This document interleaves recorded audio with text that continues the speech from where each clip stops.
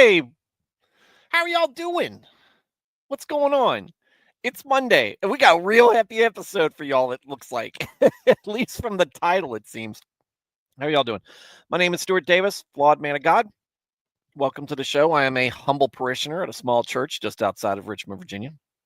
I'm not a pastor, not a biblical scholar. I haven't been to seminary. I'm not trying to get you to join my church or donate to any special cause. What I'm here to do is talk about God, talk about Jesus, talk about the Holy Spirit, talk about the Bible, talk about Christianity, talk about a wide variety of different topics, issues, and current events, and give you my perspective on them, one that I think is reflective of your average Christian guy. Been a Christian all my life, 42 years, non-denominational Protestant. Don't subscribe to any particular doctrine or denomination. I'm just in the word daily, trying to do it better each and every day. Sometimes I'll get it right. Other times I'll get it wrong. But no matter what, if you are watching this stream, if you are listening to my voice, you can count on getting my honest takes on whatever it is that we are talking about. So if you are somebody who is new to Christianity, if you are somebody who is on the fence of taking the next step, and not because you're really because you're undecided, but more because maybe you're apprehensive. Maybe you are unsure of yourself. Maybe you're worried, like you're putting your trust into something that that doesn't really feel tangible to you, at least not yet. You know that Jesus, or you've kind of reached that point where you're pretty sure Jesus is what's missing in your life. It is. But you don't know what to do next. And so if you're sitting in that position, because look, let's face it, it's a big decision. It is the best decision that you could possibly make, but it is still a big decision, and it might weigh heavily on you. And I know that there's a lot of outside factors trying to convince you that becoming a Christian is stupid. It's just showing that you're judgmental, you look down on other people, or you're hateful. But look, let me offer you some encouragement. We'll get all that stuff. We'll get to the rest of the show after I'm here to tell you, if you are honestly, diligently, and obediently pursuing Christ, you're on the right track. And I'm rooting for you. And not just me, but everybody in the chat, people listening into this show. All of Christendom should be rooting for you, even though we don't know you. We know your story, or one like it. Either we've lived it ourselves, or we've seen it in somebody else.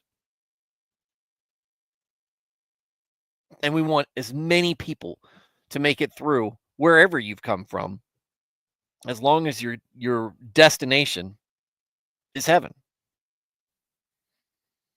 And not only all of Christendom, the heavenly host is up there rooting for you. And if you consider that, you've got a lot of people on your side. So you might feel lonely at times, and a decision might be that way, depending on where you're at in your life. But you're never truly alone. And like I said, maybe take some comfort in the fact that there's a lot of people who want to see you make it. If you are already a Christian and you just enjoy Christian topics and discussions, welcome to the show as well. We run this very similar to a Wednesday night study group or a Sunday school. We're very big on the small group here, because we are a small group. This isn't a hot channel with lots of viewers. The chat's not crowded with comments for everybody trying to get their 2 cents worth in. It's just a few of us. And we value the quality over the quantity. But we have a good time here. And I think you'll probably, if you like a nice, relaxed, informal setting that's kind of geared to welcome, the all different factions of the faith, then you'll probably like it here. And we'd like to hear from your perspective. And not just yours, but again, to the person who I was speaking to earlier, who's new to Christianity, who wants to take those next steps. To the folks who are well learned, and everybody in between. I want you to get in that chat. Join the great group of folks who tune in and night out and participate and be part of this show, because it's not just about me. Not just about my mug getting on here and talking at you or reading at you. It's about discussing together what we're reviewing. And many times the chat can take us in fairly productive directions. So please participate. I understand if you can't, but I want to hear from you. So tell me what you agree with or disagree with. Where do you think I'm right? Where do you think I'm wrong? What unique insights, perspective, or experience do you have that maybe we haven't considered yet? Maybe you want to add on to something somebody else has already brought up. Share your opinion. Ask questions. I'm not guaranteeing I'm going to have the answer to them. There's a likelihood that I won't, but we can at least talk about your questions, maybe point you in the right direction, or maybe one of these folks in the chat will have the answer for you. And with that said, welcome. Welcome to the show. Yeah, whoa, started already. You mean on time like we usually do? Veritax, wahoo, it's cold. Yeah, we were supposed to look the big forecast just a few days ago. Just Saturday had us getting 2 feet of snow on Wednesday. They've been saying it for a couple of days up to that point. And what I tell people is this. Yeah, it's always a lot when they're looking at it from a distance, at least in this area. I don't know how the weather works with you guys. At least in this area, it's always, we're going to get a lot of snow. We're going to get like 2 feet of snow. They were calling 14 inches or more here. I'm like, yeah, I'll believe it when I see it. Well, yesterday that got downgraded to a foot, 3 to 6 inches. And today it's like an inch. And what we'll probably see is some freezing rain, a wintry mix, and maybe some ice on the roads instead of a blanket of snow, which is what I wanted. Let's see, watch my kids slide down hills, but oh well. It's been a rough 10 days in your family. Sorry to hear about that, Veritex. I know you were asking for prayers earlier, and this doesn't sound like it. Mom's cousin stayed with her before Valentine's Day. We're getting to Valentine's Day in a second. Didn't leave because of the snow, got sick, delayed leaving. Then your nephew gets sick and is hospitalized, but home now. Well, the good news is, at least, it sounds. Oh, wow, he still continues. His mother had to be taken to the doctor while in the hospital. She wasn't feeling well. Then later, my dad wanted to take mom to dinner. 1.5 hours later, they left and got McDonald's instead. Then this weekend, this is continued, part 3. Then this weekend, my mom started to feel sick too, as my dad was supposed to have knee surgery today, but couldn't alert the doctor. This has been a pretty packed amount of health episodes in your family, buddy. So knee replacement is postponed. Okay, well.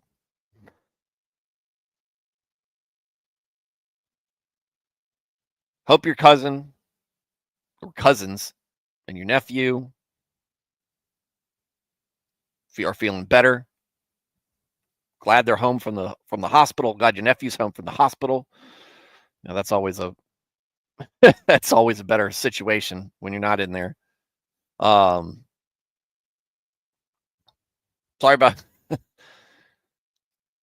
about things falling apart on Valentine's Day. I know it just seems to be a day where things either go very well or nothing goes right. And I've been on both of those, but now obviously not for myself, Not with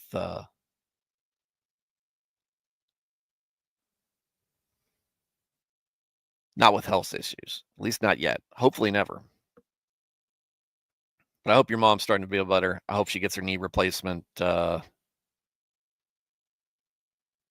knee replacement scheduled and done ASAP. Because it's not fun trying to get around when your knee's all messed up. And lots of flooding. West Virginia, yeah. Oh yeah, because I know kind of where that area, and I know that y'all been getting it. Said wife apparently hurt her hand, possibly throwing axes at the marriage retreat a week ago. Throwing axes. Look, you're not supposed to do battle axes. Well, I guess I guess that's the pre-battle axe is the throwing axe, and then after you become the battle axe.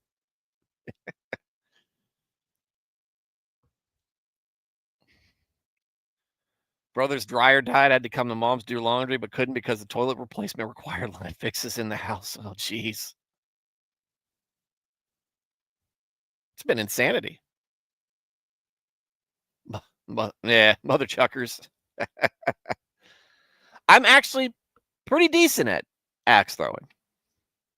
I'm not a ringer by any means. I enjoy it, though. I enjoy axe throwing. Pope's in the hospital. Yep. I've heard speculation that it's not good. So, prayers in that regard.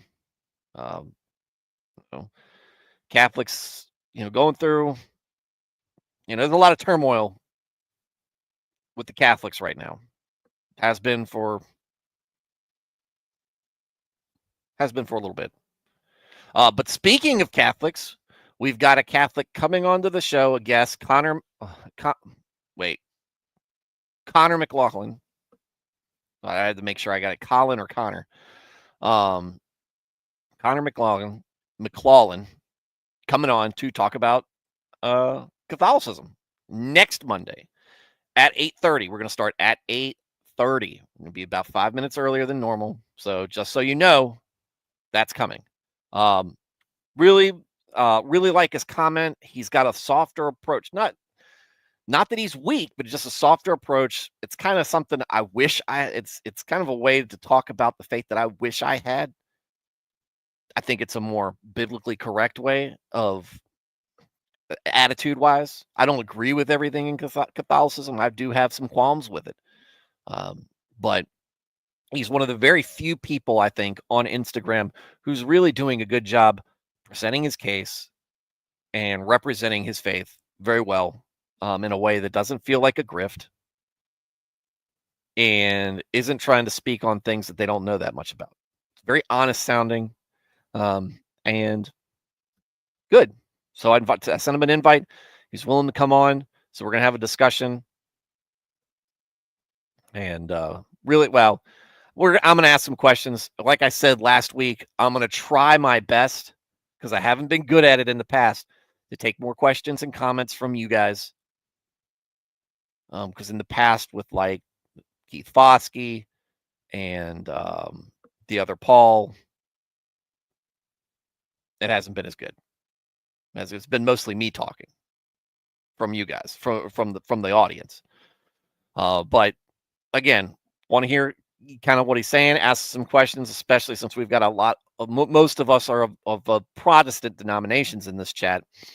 Give us a chance to kind of ask some questions about common issues and get the Catholic apologetics on it in a way from somebody who we can say like, okay, this is a guy who's speaking honestly and candidly about what he believes, and we'll back it up.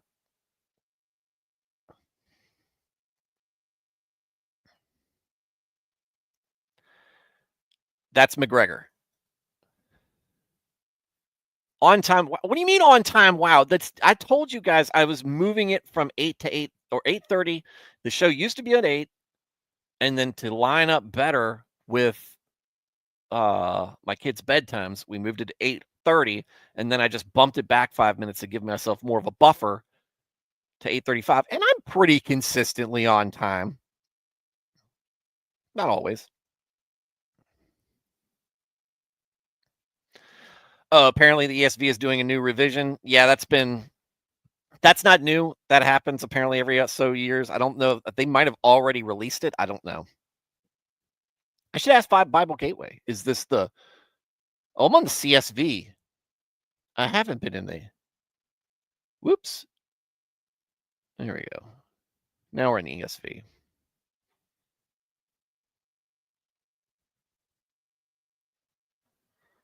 You can track my attendance in an Excel sheet. But the question is, do you?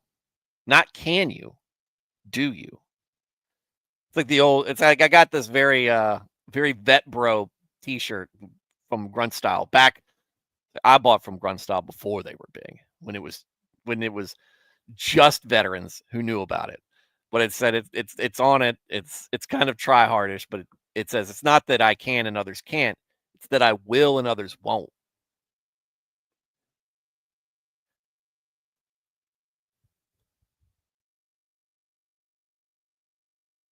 I'll make sure I didn't.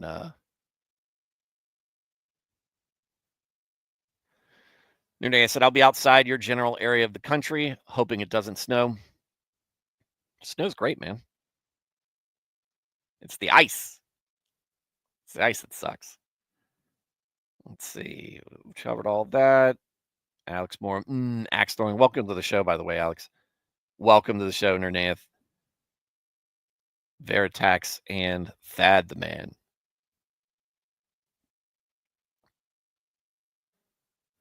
I checked. If I follow safety guidelines, the BSA can't come and take my tote and chit.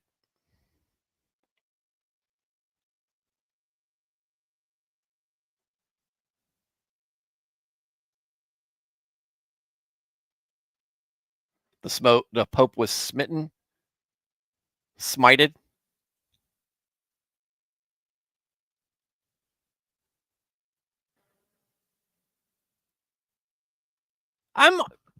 Yeah, get ready for work. Have a good day at work, buddy. Started faster than I thought, was posting the Cossack dance on Discord. So, because we do a lot of the small talk on the Mondays, right?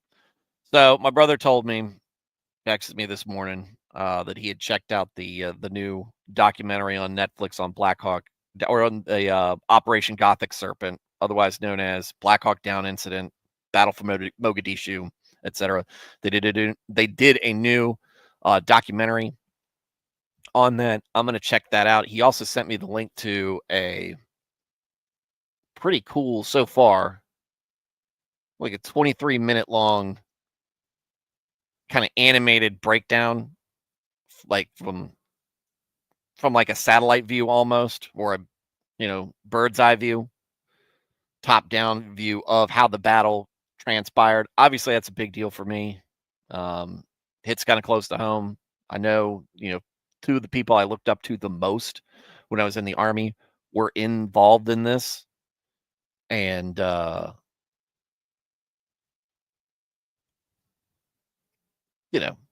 might be something we do as an off-topic show at some point. Well, this is part one. Oh, there's more parts to it. There's 2 parts to it, maybe. Anyway, so we might review it. So we'll see how it goes. I'm a big fan of the movie. Thought they did a really good job trying to condense all that into a movie, doing as much as they can to stay true to kind of the nature of what happened. Some stuff's left out. Obviously they're not going to get it right 100%, but it did feel very realistic. And they did a good job trying to, get the authenticity. There's a ton of stars in that movie too. But maybe we'll do something like that. I've been watching through it, very interested in that. If any of you guys are ever wanting to learn more about that stuff, you can read the book, Black Hawk Down.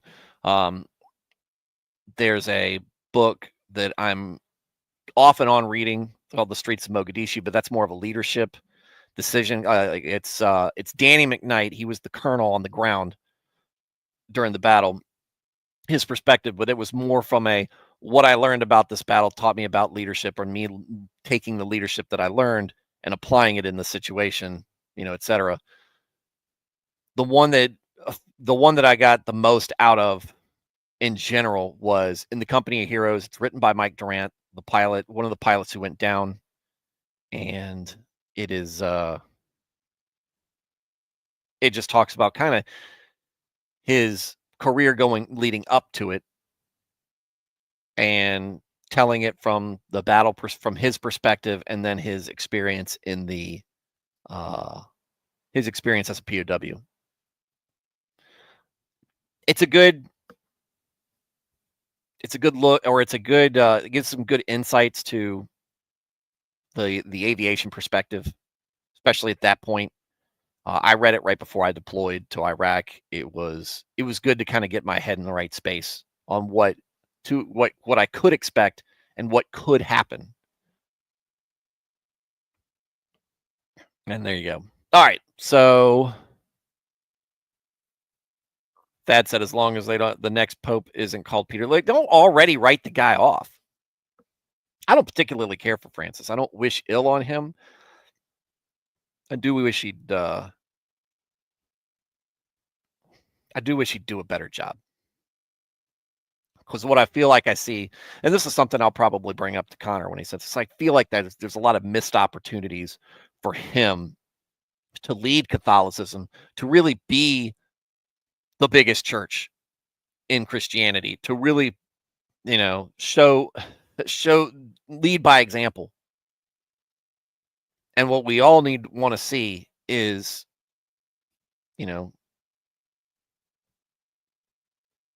practicing what we preach, holding each other accountable, taking responsibility when mistakes are made, and making sure we police our beliefs as a church. And that's me as a non-denominational guy. You don't, guys, it doesn't get much more free range than a non-denominational. And trust me, we've got our own issues, but the come home to Mother Church, come home to Rome, perspective from Catholics would hit a lot harder if they said, "Hey, this is what we believe, and we're going to hold our own. We're going to hold our own people to that belief. We're going to police that, and not to use it as a cudgel, but to say, hey, if you're going to claim to be one of us, this is what you need to be representing. And maybe you're struggling living that life, but you at least have to understand what you're doing right and what you're doing wrong."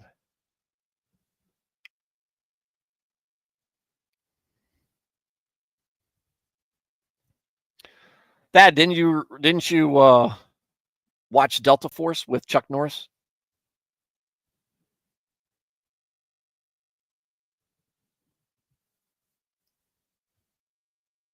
It was a joke, I know. That would be one I would watch too. Though it's harder for me. It really is harder for me to get into movies that have come out since deploying. Black Hawk Down. I remember they took us to watch Black Hawk Down. Hang on. No. They took us to watch Black Hawk Down when I was at Fort Eustis. When it came out, it was still in the theaters. And We Were Soldiers came out right after that, and we watched that one too. Both had a big aviation side of it. Obviously, if you've watched both those movies, highly recommend them. Both of those movies, two of my favorite movies. Mel Gibson did an absolutely fantastic job with We Were Soldiers. Ridley Scott with Black Hawk Down. I think they're both very. I think they kind of get. I don't know how, but they're kind of lost in the sauce. A lot of people haven't seen them, and they don't. A lot of times, they're not brought up when people are talking about war movies like Saving Private Ryan.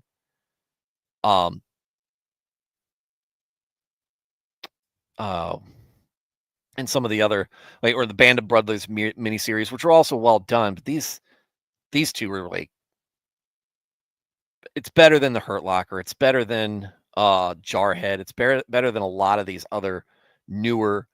To me, that they're really my favorites. They're really my favorites. And yeah, I'm a little biased because of Fury was good too. Fury would probably be right up there. Or Fury is right up there. But yeah, I just think I don't know why, but it just seems like there you go. Army bias, aviation bias. Aviation bias. Because if it was Air Force, I'd be all over it too. But also again, knowing people who were there, I mean, it goes a long way. We Were Soldiers book was great too. Yeah, I read that book. It's a very different perspective. If you guys liked We Were Soldiers, it's not the same. It's the same battle, but it's not a narrative so much as it is Colonel Hal Moore, or I guess General Hal Moore, retired now, has now passed away. Widely considered one of the best officers in the modern era. Colonel Hal Moore wrote the book from the perspective of tactics, and at the same time, like, he would go into the backstory, the personal life of some of these guys, where they were from. He knew each and every one of his soldiers. He took the time and he cared. I mean, that's something that if you, as a junior enlisted or a young officer, or even a senior NCO, you know that if your battalion commander knows that much about you, he cares enough. He's going to care about what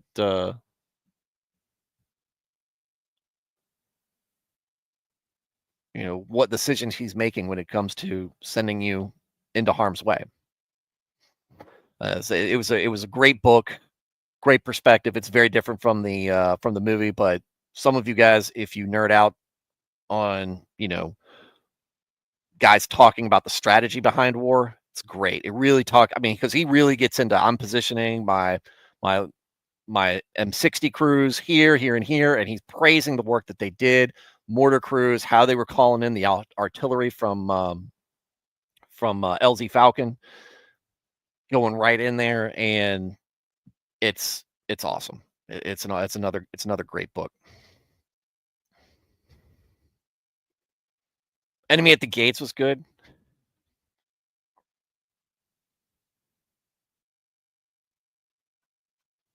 Hold on a second. Once.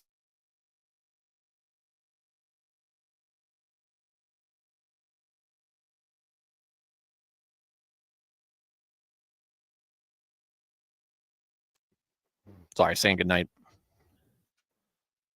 Wife's tucking the sun in tonight. All right, Matt Felty, what's going on, sir? Just tuned in, visiting my father in the hospital. Things are improving. Looking to discharge tomorrow. Good job. Glad to see good news. It's always good to get out of the hospital. There is no real rest at the hospital. They keep you up. Mel Felty, I was glad he was selected for renaming of Fort Benning to Moore. Don't particularly care to have it changed back.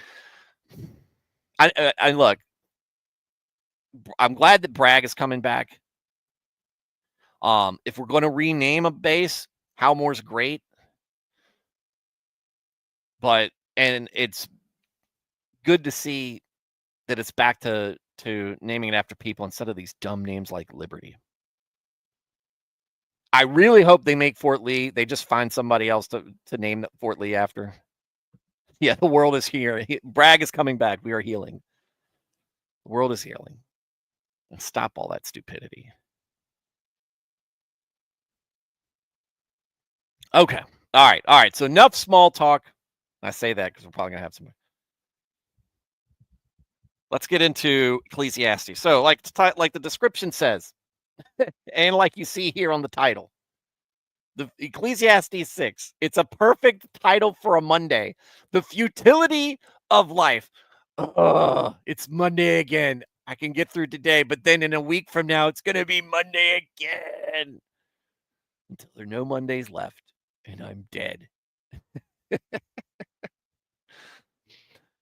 Ecclesiastes, we've been talking about it. It's very heavy.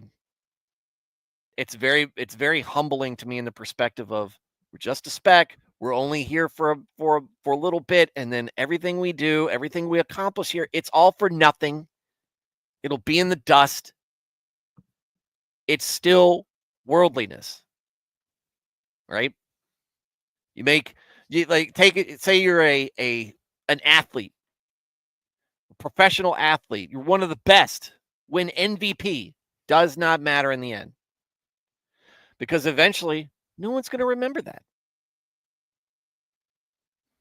Depending on when Christ returns, a few centuries from now, nobody might not even remember the sport or care. All is done, dust, and all is vanity. And kind of coming from that perspective, but at the same time, what I think kind of gets lost in that general feel and narrative of Ecclesiastes is a couple of things. One, that it's all dust. Hang on.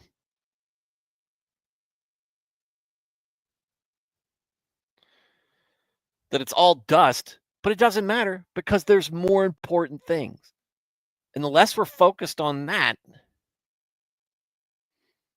and our legacy and all that stuff, the more we're focusing on what does matter, which is what God wants for us, or what the glory of God helping us achieve this, and what we do with that, and where we're going.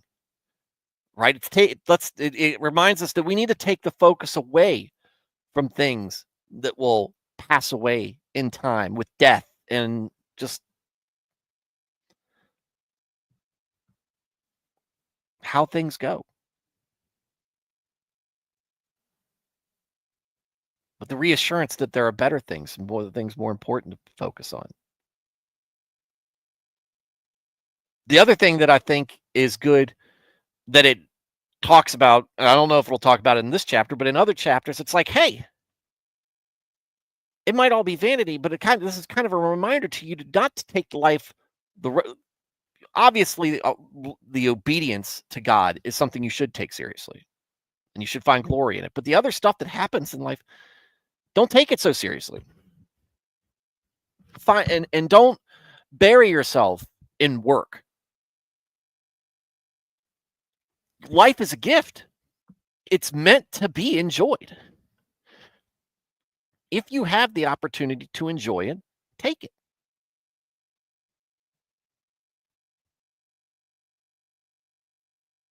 Slow down. Take a breath and spend time with your family. That kind of stuff. If you're working and you achieve with it, sit back. And that's supposed to be more achievable when your whole community is acting kind of in concert and treating each other fairly and all that other stuff. And I feel like we had more of that probably, well, maybe not, during the times of Israel.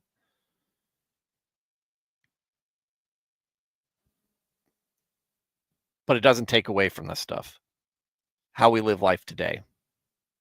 The time that we spend here on this show, in the chat, time you get to spend with family and friends, co-workers maybe too. I don't know. I really enjoy the people that I work with. And I really enjoy what I do. But as much as that, I'm not missing time with my kids or with my wife or with my brother and his family or my parents or my close friends who are like family to me. And I want time with them to enjoy because it's fulfilling to me. And Solomon puts that in there as well. And it's easily lost when you're so busy thinking about all the other stuff he's reminding you. That doesn't matter. It doesn't matter. It's not hopeless. It's not hopelessness that he's trying to get across here. It's hopefulness. It's like building a sandcastle. at the beach. Waves are eventually going to wash it away. Did you enjoy building it?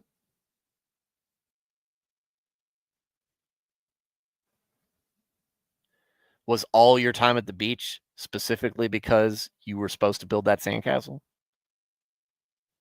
Or was it to enjoy the vacation? All right, let's get into it. Now that I've built you up, let's see if we're going to bring you down. All right, so Ecclesiastes 6, Amplified Bible. I don't know how long I've been doing it, Matt, but I caught myself that it wasn't the ESV we had in the right-hand column. It was the CSV, Christian Standard Bible. And I don't know if this is the new revision of the ESV, which is apparently either on its way coming out or has recently come out, but we've got it. We've got it for reference. But so far, the Amplified's been pretty solid on this. At least for me. But I like the Amplified because I read it well. All right. The futility of life. There is an evil which I have seen under the sun, and it weighs heavily on men. A man to whom God has given riches and wealth and honor, so that he lacks nothing of all that he desires. Yet God has not given him the power or capacity to enjoy them, all those things which are gifts from God. But a stranger in whom he has no interest succeeds him and enjoys them. This is vanity, and it is a cause of great distress. If a man fathers 100 children and lives many years, however many they may be, but his soul is not satisfied with good things, and he is not respected, and is not given a proper burial, he is not laid to rest in the sepulcher. Oh, I hate this word because I never say it right. Sepulcher, whatever.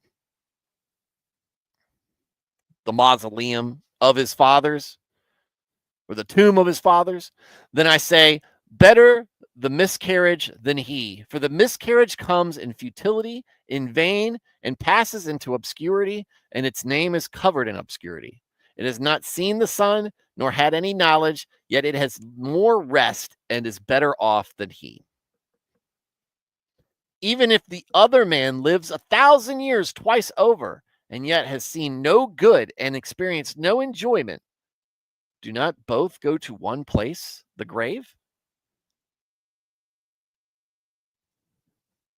All the labor of man is for his mouth, for self-preservation and enjoyment. And yet the desire of his soul is not satisfied. For what advantage has the wise man over the fool for being worldly wise? I'm sorry, let me reread that. For what advantage has the wise man over the fool? For being worldly wise is not the secret to happiness. Let me back up and read that once more. For what advantage has the wise man over the fool? For being worldly wise is not the secret to happiness. What advantage has the poor man who has learned how to walk publicly among the living with men's eyes on him? For being poor is not the secret to happiness either. What the eyes see, enjoying what is available, is better than craving what the soul desires. This too is futility in chasing after the wind. Whatever exists has already been named long ago, and it is known what a frail being man is, for he cannot dispute with him who is mightier than he. For there are many other words that increase futility. What then is the advantage for a man? For who, limited by human wisdom, knows what is good for man during his lifetime, during the few days of his futile life? He spends them like a shadow, staying busy, but achieving nothing of lasting value. For who can tell a man what will happen after him, to his work, his treasure, his plans under the sun after his life is over?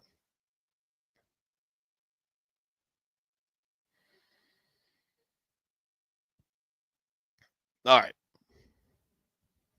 So, starts off, seen a bad thing. This is one thing I've noticed in life. This is Solomon saying, I've noticed this thing in life, and it's not good. It's evil, he calls it. God has blessed the man with riches, wealth, honor, all the things that he could possibly want. Think of Job. We think of Solomon. Think of David. These guys, people significantly blessed with all the things you could possibly ask for. But God didn't give him the ability to enjoy it. But a stranger is able to enjoy them.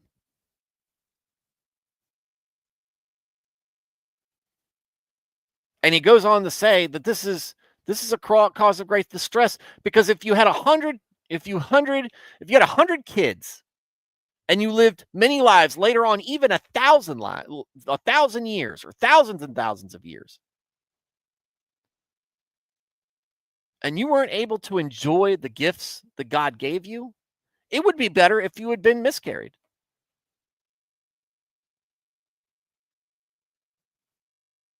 And it kind of comes along it's better to as the opposite of the saying, it's better to have loved and lost than never to have loved at all.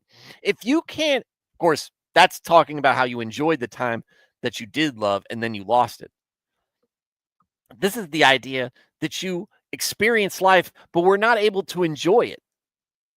If you were not able to enjoy what you had been given, even in the moment, it would have been better that you'd not existed at all. That's not what you were put here for. At some point, there's a footnote.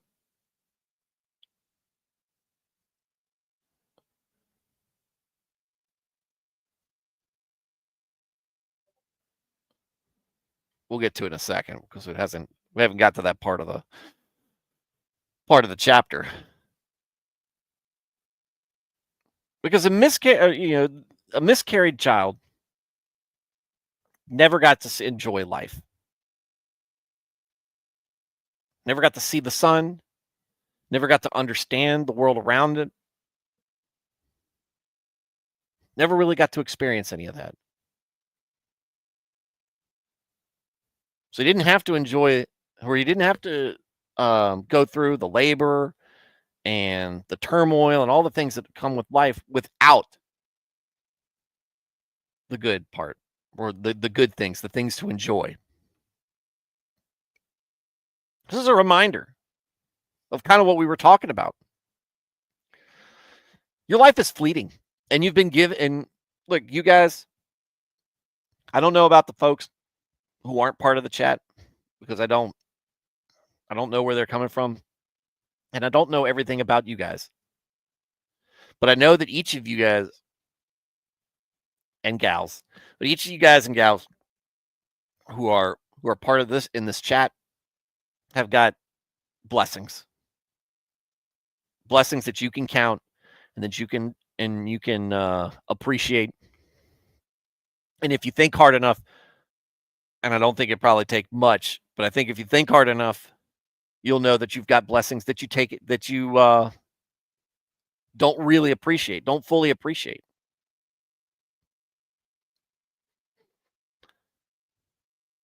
If you haven't had time to enjoy those blessings at all,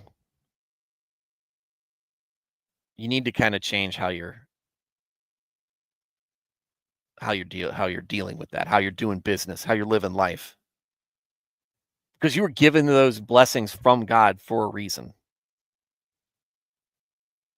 And this might help me a little bit with, my concerns about, feeling, why do I pray for something? I always feel guilty when I pray for something.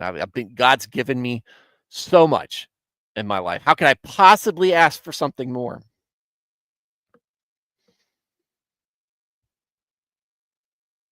I can lobby to God for something that I want.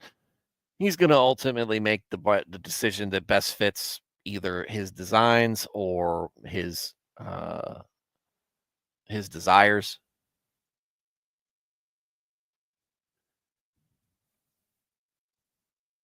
But being a part of God's plans and God's designs,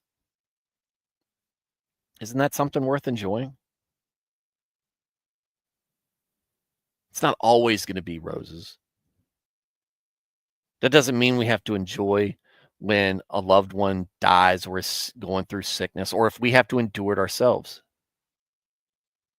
God didn't expect for Job to appreciate and enjoy the things that happened to him.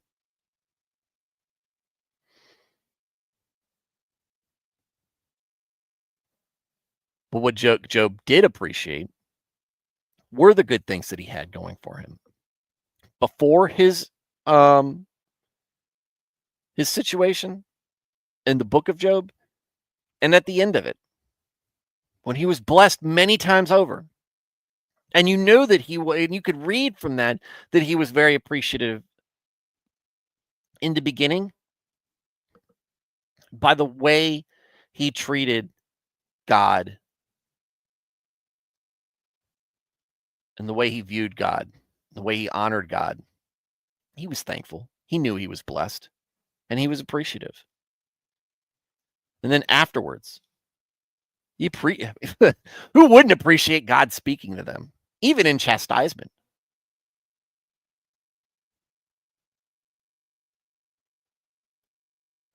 It's probably very scary and deeply humbling, right? But at the same time, God cared enough about you to speak to you, to set you straight, to correct you. What more concrete and certain are you of a criticism or an instruction or a correction if it's coming from the Almighty? And then blessed on the back end. Doesn't mean he had to enjoy losing the family that he had.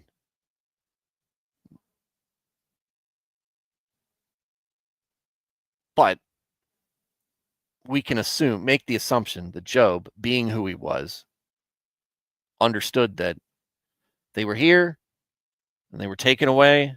Naked he came into this world, naked he will leave. We read that in Ecclesiastes as well. But God blessed them with life. Then he called them home. And wasn't in the best. It wasn't in a peaceful fashion. Wasn't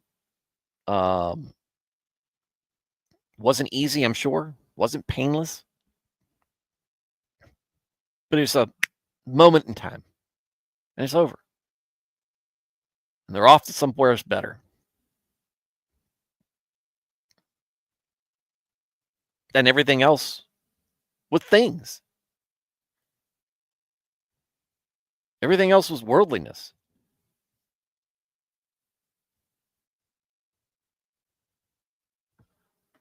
The wealth, the land, the livestock, the houses, doesn't mean anything.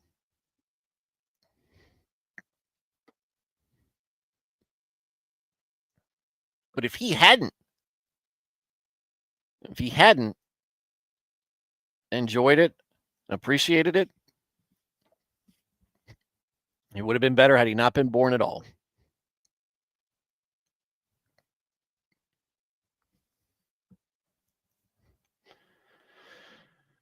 All right. All the labor of the man is for his mouth, for self-preservation and enjoyment, yet the desire is not satisfied. For what advantage has the wise man over the fool, if all your wisdom is just worldliness? And who cares if you're poor and you're struggling?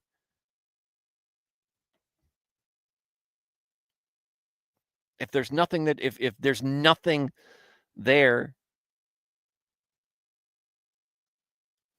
guiding you, there's no creator, there's no savior, no redeemer. There's no God, it's all meaningless. Your wisdom doesn't mean anything. You're enduring poverty. Doesn't mean a thing. You're here and you're gone.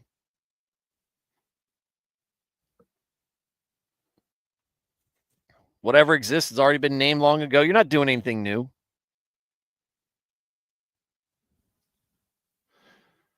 And it is known what a frail being man is. Hey, we know this. We're easy. Look, life is fleeting, and um, so is our ability to stay on the straight and narrow. Oftentimes, oftentimes.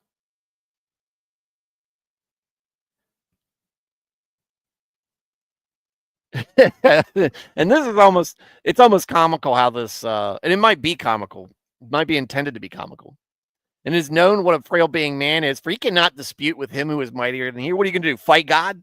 You going to argue with him? You going to tell him what's up? You going to tell him what's going to happen? We're going to do things my way. Yeah. Okay. Right. Imagine that. Right. So it's kind of, I don't know if he's trying to bring some levity here, but it's like, look, you're not new. You're a peon. You're not able to tell God what's gonna happen next. You can ask. You can ask. Dad decides.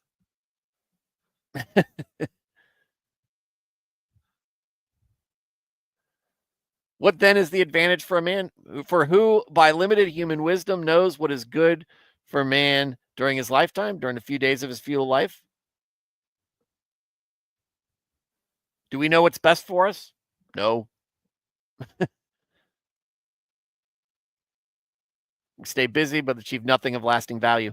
Here. So this verse 12, which is the last verse, and Matt Felty says the last part may have inspired the shadows and dust line from Gladiator. I believe the actor passed before the final edits as well. I think you're right. I can't remember. I thought I heard something about that. Here's the footnote. The narrator is trying to prove that life is not worth living, but the Holy Spirit is using him to show that these conclusions are the tragic effect of living under the sun, i.e., ignoring the Lord, living apart from God, the Father, oblivious to the Holy Spirit, and yet face to face with the mystery and life of nature. You talk about people being in the open ocean, under the sea, in the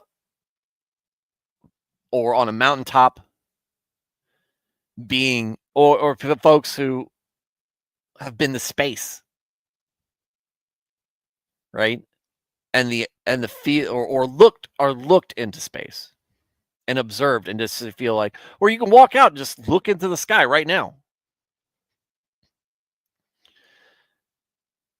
We've talked about it on the show, just seeing the majesty of the world and the universe that God has created.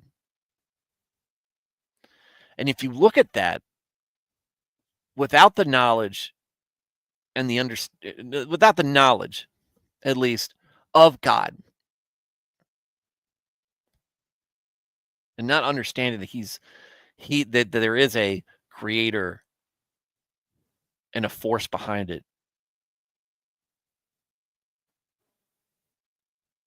it really does kind of give you a sense of hopelessness, pointlessness. The any of you guys who are, and I know some of you are because we were talking about DuckTales the other day. Remember the Animaniacs, and they had a song. It was a great big universe. We were all really puny, tiny little speck, right? Kind of that kind of perspective. It's a big universe, and we're not. But if you, especially us as Christians now, if you take from it the perspective that if you take from the perspective that, yeah, we might seem small in this universe, but we were big enough that God made us in his image. He cared about the creator of this huge thing, the creator of all things, including time itself,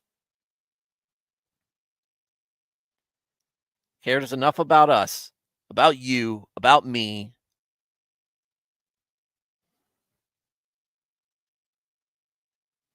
He came on this earth, lived the life, showing us that it could be done in the way that he wants it done, taught us, performed miracles, got himself up on a cross, and allowed us to murder him, to execute him.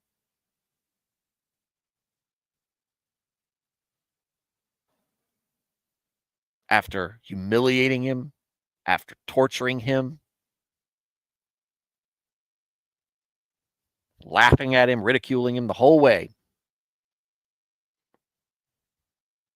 doubting him. Even his disciples at points doubted him.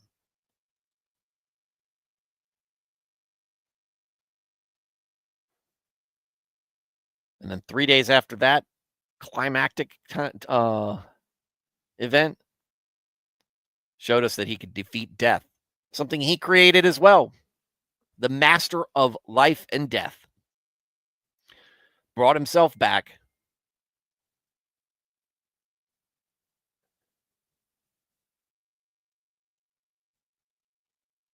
gave us a job, gave us the Great Commission, and ascended into heaven, telling us he's going to be back. He'll be back again.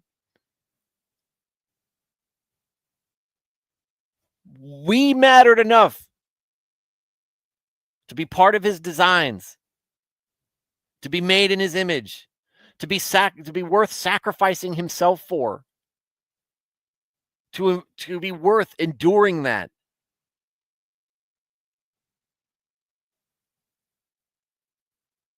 And we might not be worthy of that.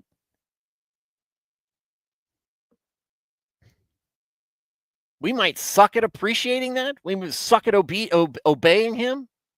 Terrible at all this. But we matter to him. He needs to matter to us.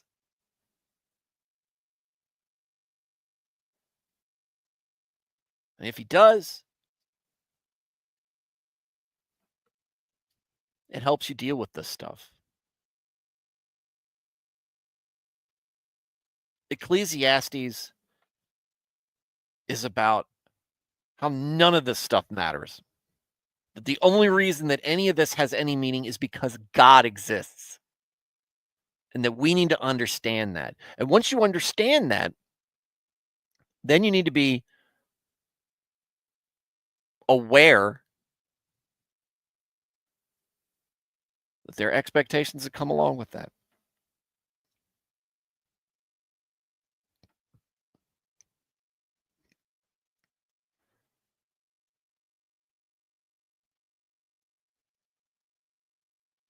But right now,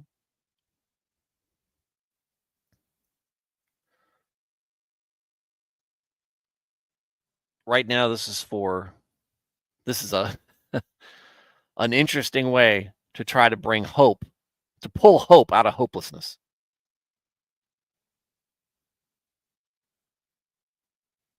Ecclesiastes matters a lot to me because of that. Because I very much have Solomon's perspective on things. Y'all probably heard me say this before. If there wasn't a God, I really rather not be here.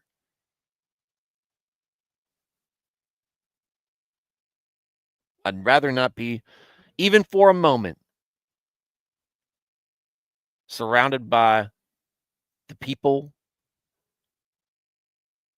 that have filled my life that I've experienced.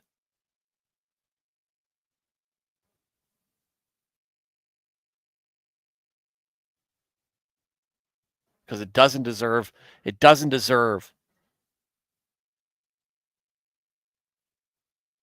just disappearing. These people, you guys, I don't want that to be the case. I'd rather it never happened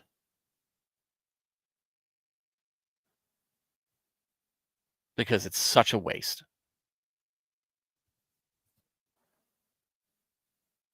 It's such a waste.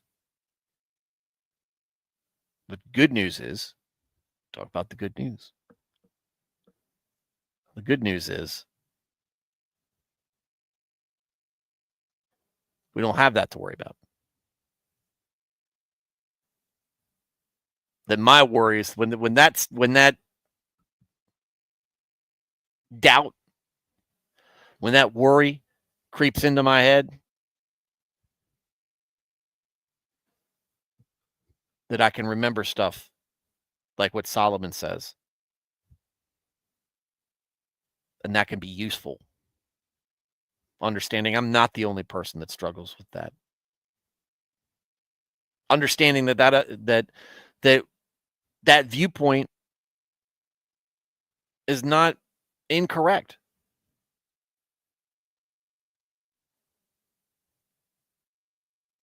Out of all the stuff, there's so much of the mystery behind communion, behind baptism, behind the essence of the Trinity, behind so much of our faith that I think is mysterious, and that I see people argue about what is and isn't.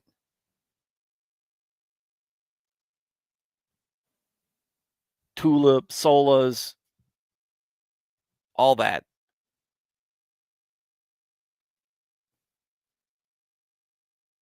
What I just want to chalk up as a mystery that I don't understand, it's beyond my understanding, and I'll let God, if it needs to be explained, I'll let God explain it to me. Directly or indirectly. Miracle that into my brain. But all the stuff that I don't understand, at least I feel like I understand this. And the fact that it's coming from Solomon at the end of his life, man given all the wisdom, and maybe some more through experiencing life, sharing that as well. It's comforting. He had the same concerns. Still had faith. Of course, it helps when God comes to you in a dream, right? And gives you all this wisdom, right? It helps. As I said, one of the things about uh, the time of Israel is that God was so overt and so just visibly present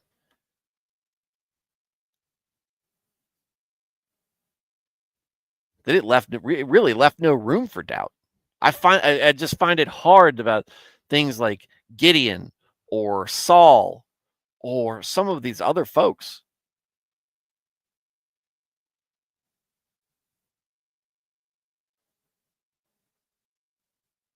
It's such a difficult time just trusting in God.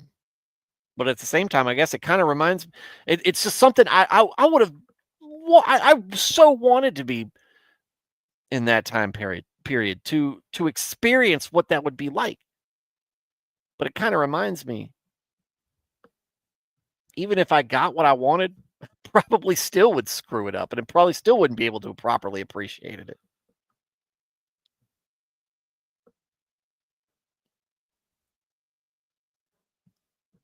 It's humbling.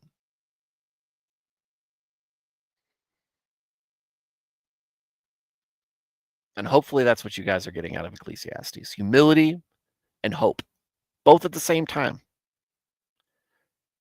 And I don't know, some of you folks I know who love Ecclesiastes, Nernath, some of you other folks, Yex, who's not in the chat at least. I don't know if he's listening, but Yex, other folks, is that what you guys get out of Ecclesiastes? Is that why you guys appreciate Ecclesiastes? Let me know. Let me know, because we're going to continue. We're about halfway. I think there's 12 chapters. Yeah, 12 chapters in Ecclesiastes.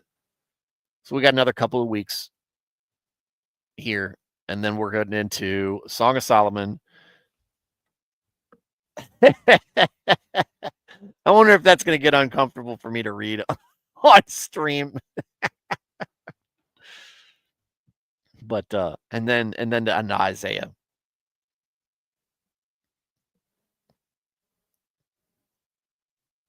All right.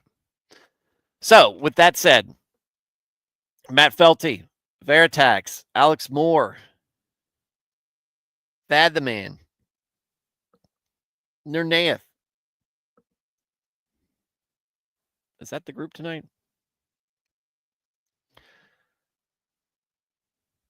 Thanks, Matt. Oh, good. I like Ecclesiastes. I've had some really good streams. I feel a little bit back more on foot. Because again, understanding poetry made Psalms difficult at times. Proverbs is fulfilling to read, but to explain all of it, I'm not smart enough for that. I'm not smart enough for Proverbs. I'm glad you guys have been in there to give y'all's perspective on that. Because it was a struggle. Like I said, I'm not saying I didn't enjoy it, but it's a struggle to talk about it and try to really break it down, because it's like, man, some of this stuff is going over my head, I think. I'm not smart enough for Solomon dumbing things down for me.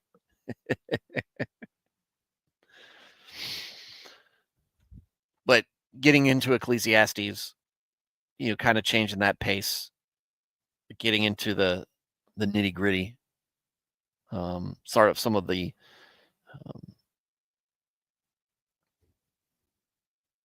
more real aspects, I feel a little bit more secure on how I'm talking through it.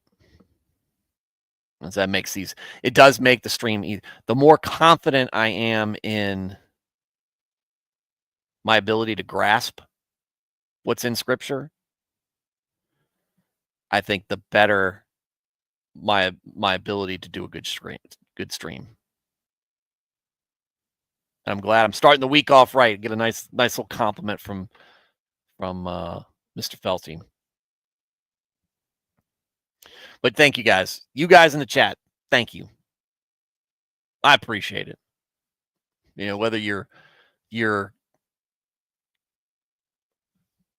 giving me a pat on the back, like Matt Felty, whether you're bringing kind of your problems before the chat, like Veritax, when you're just giving me grief about what time I start, like Alex. Just saying hi. Or good night, like Thad. I appreciate you guys. Y'all make this show better, and y'all are deep. Your participation is deeply appreciated. So thank you guys. To the folks listening, look, I encourage you to get in the chat, and I'd love to hear from you, but I understand you might not want to, you might not be able to, but I'm glad nonetheless. I'm glad that you found a place that you want to come and listen to the stream. Tune in whenever you can. I'm glad that I've been able to do this channel that much justice, because